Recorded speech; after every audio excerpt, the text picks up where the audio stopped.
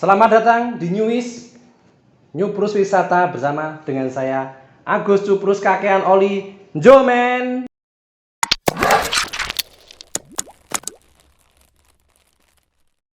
Kalau Nyuprus masalah wisata di Temanggung, kita ada objek wisata, ada desa wisata. Nah kali ini kita akan banyak Nyuprus masalah desa wisata di Temanggung. Sekarang kan lagi banyak ya desa wisata yang bermunculan di beberapa titik di Temanggung. Nah, pada kali ini saya mencoba mengundang Ketua Forum Komunikasi Desa Wisata Kabupaten Temanggung, Mas Sigit Winarno dari Desa Wisata Kedu atau Desa Wisata Kembang Madu. Selamat datang, Mas Sigit. Kita mencoba untuk menghadirkan secara lebih detail bagaimana sisi-sisi wisata, dan kali ini kita akan lebih banyak bicara tentang desa wisata, Mas Sigit. Mas Sigit ini kalau saya kenal, dia orang gilanya Kedu yang dari dulu giat tentang desa wisata. Tahun berapa Mas Sigit mulai kenal desa wisata?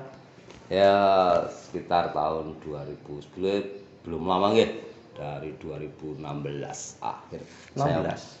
Saya baru berkecimpung. Dulu saya pernah ke Kedu itu tahun-tahun 2013-an. Mungkin beda generasi ya? Nah, itu dulu masih ada pembentukan yang lama. Yang mungkin masih berupa Pok Darwis. Iya. Oh iya.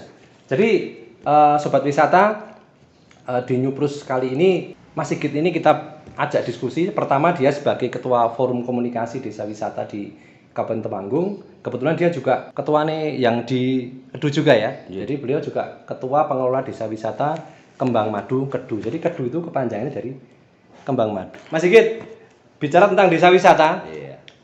Sakjane desa wisata itu gimana sih? Biar teman-teman di sobat wisata tahu.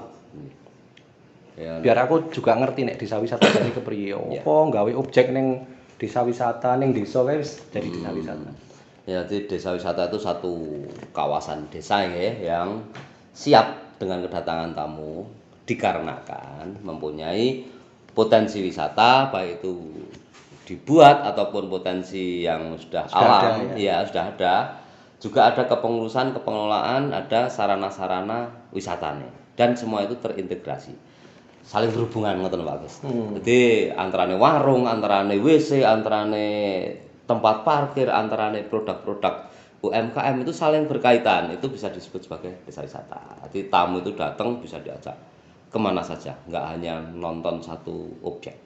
Itu desa wisata. Oh, berarti kalau orang mau ke desa wisata itu yo idealnya yo melu ikut aktivitas di desa itu ya Pak ya? Enggak cuma datang terus arek foto-foto gitu enggak ya? Bukan.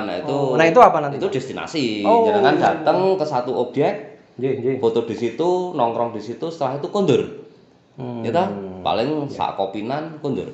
Tapi nek di desa wisata, jenengan bisa mengikuti berbagai kegiatan. Semua potensi di desa itu bisa dengan satu paket wisata. Ke peternak umpamanya, atau ke pengrajin atau ke apa, itu bisa. Itu bisa nginep juga berarti ya? Bisa. Justru salah satu keunggulan desa wisata itu dengan adanya homestay ini, paket-paket wisata ini. Kecuali kalau di destinasi jenengan mau nongkrong ning sebuah curug 24 jam ya mesti wis diurak-urak to ndak. Arep ngopo? Kecuali jenengan camping. Terus kenapa wisatawan kok sekarang cenderung tertarik di desa wisata daripada ke objek-objek yang yo model kayak yang sudah biasa itu? Kenapa? Atau mungkin biar teman-teman itu mulai tertarik dengan menu-menunya desa wisata itu, sebenarnya di sana ada apa sih Mbak? Jadi yang menarik dibandingkan dengan cuma objek wisata. Jenengan dolan ke satu tempat kalau hanya untuk duduk, ngopi, ngerokok dan setelah itu pulang, di rumah aja bisa ya? Kesannya kurang. Ya. Seje nek kalau kita datang ke satu tempat, diajak, diceritakan, diuji atraksi dan berbagai, jenengan pulang akan lebih berkesan. Ya toh? Satu hari di situ pun prakroso. Ya. Nah, ning nek nongkrong di satu tempat satu hari yo arep ngopo? Seje nek di desa wisata, dari pertama jenengan datang disambut dengan satu pertunjukan ringan atau dengan selamat datang atau teh atau kopi atau makanan, diajak ke semua tempat, diceritakan, jenengan akan lebih suka. Podo-podo weruh satu tempat mung weruh tok dibanding dengan weruh plus cerita tentang satu tempat tersebut. Itu akan lebih berkesan. Nah, makanya sekarang tren wisata itu sudah mulai beralih ke wisata yang berkegiatan, nggak cuman nongkrong untuk melihat. Gitu. Berarti ada sekarang menu tambahnya berupa pengalaman ya. Ya, Jadi itu wisatawan tidak hanya iso tuku oleh-oleh, tapi di situ dia mengikuti seperti apa yang dia rasakan pada saat tinggal di desa. Betul. Tidak hanya cuman barang 1-2 jam. Betul. Diharapkan lebih dari 1 hari, gitu ya. Jadi gini sobat wisata.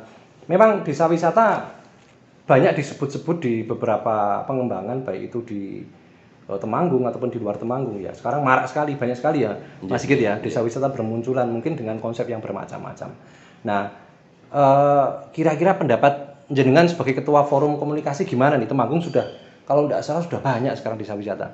Menurut pendapat jenengan gimana nih? Ya, malah aneh lah. Banyak teman ya. Mereka apa enggak menjadi saingan buat teman-teman di kedua nanti? Malahan semakin banyak pilihan toh. Nah, apalagi dengan banyaknya desa wisata ini bisa saling bekerja sama. Itu akan lebih bagus lagi. Dan kalaupun maraknya ini ya memang ini salah satu program pemerintah yang sangat menjanjikan kok. Hah? Menjanjikan apa? Menjanjikan toh, jenengan punya satu. Saya menjanjikan apa sih? Saya jadi agak tanda tanya ini menjanjikan ini. Menjanjikan dalam artian gini, ini satu aspek wisata yang memang sekarang lagi sama pemerintah itu lagi dimanja, lagi diridhoi. Jangan punya satu menjadi objek atau punya program unggulan istilahnya ya. Dengan desa wisata jangan bisa nyengket bantuan. Itu mungkin yang lain seperti itu. Oh, nyengket bantuan. Ada juga toh sih memang mereka memang bentuk untuk seperti itu. Ada ya berarti ya yang suara apa? Tapi harapan kita ya nanti setelah dia mendapatkan bantuan, kualitas desa tersebut menjadi lebih baik gitu loh. Tidak hanya berhenti begitu mendapatkan bantuan ya sudah. Ya, jeneng bantuan itu kan dibantu untuk melaku toh. Khawatirnya kan seperti itu. Jadi pemerintah juga mungkin agak perlu ada sedikit seleksi untuk atau mungkin juga evaluasinya penting juga itu nanti Mas. Menurut saya gini, untuk bantuan itu padha karo jenengan diwehi wedhus itu mergo jenengan sok ngarit. Nek njur tak dol. Nah, itu jenengan udah tukang ngarit, gitu ya. Mesti didol nek sing udah tukang ngarit. Jadi nek bantuan wisata juga demikian. Bagi para pelaku wisata dibantu wisata mesti arek mlaku. Tapi nek bukan pelaku wisata dibantu uang wisata untuk pembangunan wisata ya mesti arek bisa lebih berdaya guna. Mesti arek mangkrak nek sing ora. Terus jadi memang harus selektif. Kondisi sekarang nih Mas Sigit, pandemi ini kan cukup mengganggu ya. Hampir setahun ini mungkin pelaku desa wisata di Temanggung ataupun di luar Temanggung sangat terpukul. Karena tipikalnya kan rata-rata rombongan. Jadi sekarang rombongan aja susah. Terakhir waktu kita mau ada acara ke sebuah desa wisata itu dibatasi, kita nggak boleh nginep. Kira-kira gimana ya menyikapi teman-teman baik di Temanggung ataupun di Kedu khususnya dengan tipe acara seperti ini harus protokolnya atau seperti apa, harus disikapi seperti apa? Ya pertama dengan kondisi seperti ini justru saat kita nggawe satu persiapan ya. Enggak apa-apa, kondisi memang kayak seperti ini ya udah kita tetap berjalan. Internal berarti ya, perbaikan internal. Perbaikan, penyiapan suatu saat kedatangan tamu kita akan lebih siap lagi. Ya kan? Ditarik ke belakang sebelum ada desa wisata, ya tamu nggak ada yang datang, nggak ada yang kenal. Mung ditabrak pandemi gini kan enggak apa-apa, tamu sing teko sithik mereka juga udah lebih kenal. Ya enggak apa-apa. Kualitasnya ora usah kokean alasan. Itu hanya mau tingkat di semangat saja. Ketabrak sithik apa sithik alasannya jangan sampai seperti itu. Ya udah sekarang kondisi seperti ini ikuti memang anjuran pemerintah untuk protokoler untuk apa ya udah ikuti. Toh ya ora masalah kok. Dolan dengan bermasker atau dengan jaga jarak itu ya hal-hal yang wajar saja sebetulnya. Sing sok kan ya mungkin awal-awalnya agak dipersulit agak susah seperti apa. Enggak, mereka juga para tamu ini juga udah paham. Karena menjadi kebutuhan mereka juga. Iya, tamu juga udah paham menjaga kesehatan mereka ya. Dengan kondisi seperti ini justru mereka datang kok weruh nggak ada cuci tangan mereka malah menanyakan. Sebetulnya seperti itu kok. Iya. Kalau melihat dari desa wisata Kembang Madu sendiri. Kira-kira manfaat setelah sekian tahun berkutit di bidang desa wisata ini buat teman-teman di Kembang Madu manfaatnya seperti apa sejauh ini lah? Jelas nek manfaat banyak sekali nggih. Jadi seperti pemerintah membuat satu program desa wisata ini mestinya nggawe program itu ya program bermanfaat. Ya kan? Orang mungkin nggak program sing nantinya dan ini terbukti juga. Katakan program ini bila dijalanke sesuai dengan harapan, sesuai dengan anjuran, itu ya dadine ya bermanfaat banget kok. Temen-temen sik wingine nongkrong ngentekke rokok ibaratnya ya. Sekarang nongkrong ya entuk rokok. Itu kan sudah meningkat. Ya, ya. Nah, itu sing tak anggap sing paling tidak seperti itu. Dan banyak sekali manfaat tentang pengelolaan, tentang kebersihan, tentang kerukunan, sik maune ora kenal dadi. Hubungannya apa antara desa wisata atau nanti jadi rukun itu? Oh, jelas toh. Apa enggak malah semakin sibuk? Yo, nah, sibuk untuk rukunan ya bisa. Oh. Dengan potensi-potensi sak desa gitu. Dari teman-teman desa sebelah sana maune ora terjawil mergo ora ana kegiatan wisata. Sekarang dengan kegiatan wisata dia dadi ikut. Ya kan? Mereka jadi bareng-bareng. Belum pernah teman saya itu sing senjane A sama si B ini dulu bareng, sekarang sering bareng mengerjakan sesuatu. Nah, ini satu keuntungan saya non material nggih, gampangane sing ora iso diitung dengan itu banyak sekali. Juga memperkecil keributan. Sebetulnya. Nah, enggak dengan desa wisata seperti ini, umpamanya ya satu dusun, dia punya satu objek atau satu potensi. Ngeyel kudu di kembali dewi. Ya, ya. Itu dari desa lain atau dusun lain melu nyepak ribut. Nah, dengan adanya desa wisata seperti ini kan pengelolaannya sak desa di bawah nganune desa nggih, kepala desa, Pemdes. Jadi akhirnya semua potensi bisa tersentuh dengan aman, ora rebutan. Gitu loh. Ya, memang itu yang diharapkan di idealnya di beberapa desa wisata yang sudah dibangun di Temanggung seperti itu ya, Mas Ikin. Memang tapi kadang juga banyak yang sudah terlanjur menjadi desa wisata, mereka belum paham gitu loh. Malah kadang mereka ya itu tadi mikirke arek ngembangke sebuah objek di sebuah titik di desanya. Itu yang sering dialami di beberapa desa baik di Temanggung maupun di luar Temanggung. Ya tadi karena memang anggaran cukup banyak sekarang ya, mungkin dari pemerintah desa ada apa namanya dana desa ya, dana desa. Mungkin bantuan keuangan juga mulai sekarang sobat wisata mulai banyak yang dialirkan karena fokus pemerintah cukup baik ya responnya untuk pengembangan desa wisata ini. Nah, kira-kira biar tidak terjadi apa ya? Kalau saya pilih mungkin berupa kurang perencanaannya mungkin. Perencanaannya biar lebih paham itu desa wisata seperti apa. Gitu. Kira-kira persiapannya apa ya, Mbak Nek? Biar sebuah desa yang tadinya pengen jadi desa wisata tapi tidak apa ya? Khawatir saya itu malah jadi mangkrak. Sudah anggaran cukup besar untuk membangun SDM ataupun pengembangan fisiknya, tapi tiba-tiba cuman berjalan selang beberapa bulan bubar, mungkin bisa konflik ya. Kira-kira persiapan teman-teman di desa sendiri seperti apa yang mereka perlu persiapan lebih awal biar mereka bisa menjadi sebuah desa wisata yang baik. Ya. Jadi intinya gini dulu, sebelum kita memilih konsep ya, harus ada dasar kegiatan ini dulu. Dasar kegiatannya kan kebersamaan, pemberdayaan, ya toh. Jadi yo bentuk dulu kepengurusan, bentuk dulu sumber daya manusianya. Setelah itu baru kita memilih konsep, rembukan ya berarti konsep bersama konsep ya. Ini. Tapi kadang ya ono sing pinter itu Mbak. Gini, dengan tujuannya piye carane ben semua teman-teman ini ikut bekerja. Ya. Pilihannya di sini. Lah nek pilihannya kok mung objek digedhekke digawe apik apa?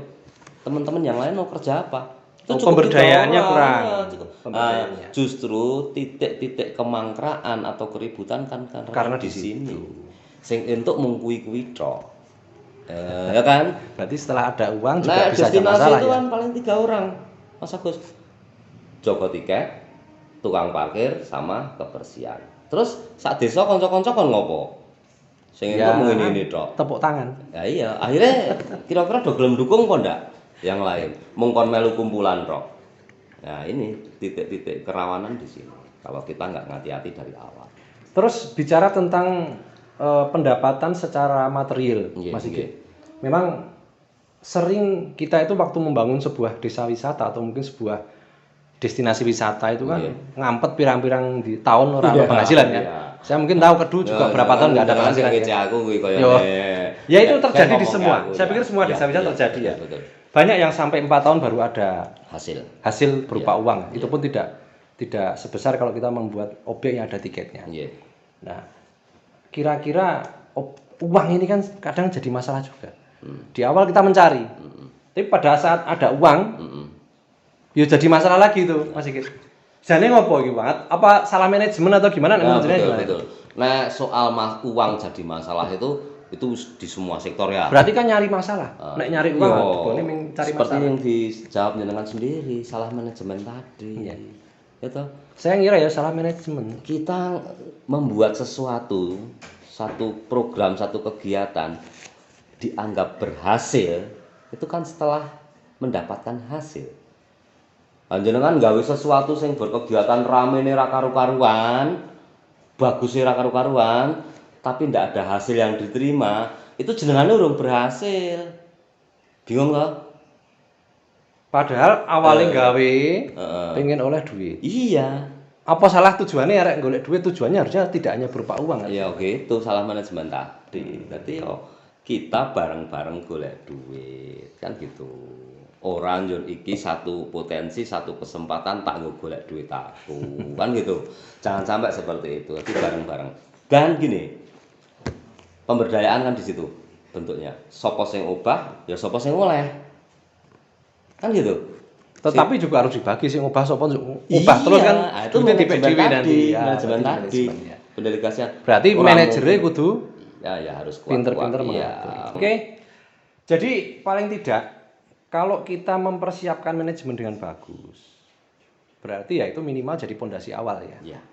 Oke, sobat wisata, tadi sekilas kita sudah bicara banyak tentang desa wisata. Harapan kita nanti menjadi apa ya, minimal menjadi ide-ide teman-teman yang ingin main ke desa wisata seperti ini loh gambarannya. Oke, sobat Nyupur Wisata, demikian tadi ngobrol Nyupur Wisata dengan Mas Sigit Winarno. Jangan lupa subscribe, like, and share, dan sampai jumpa lagi di Nyupur Wisata berikutnya dengan Agus Cuprus Kakean Oli. Yo men.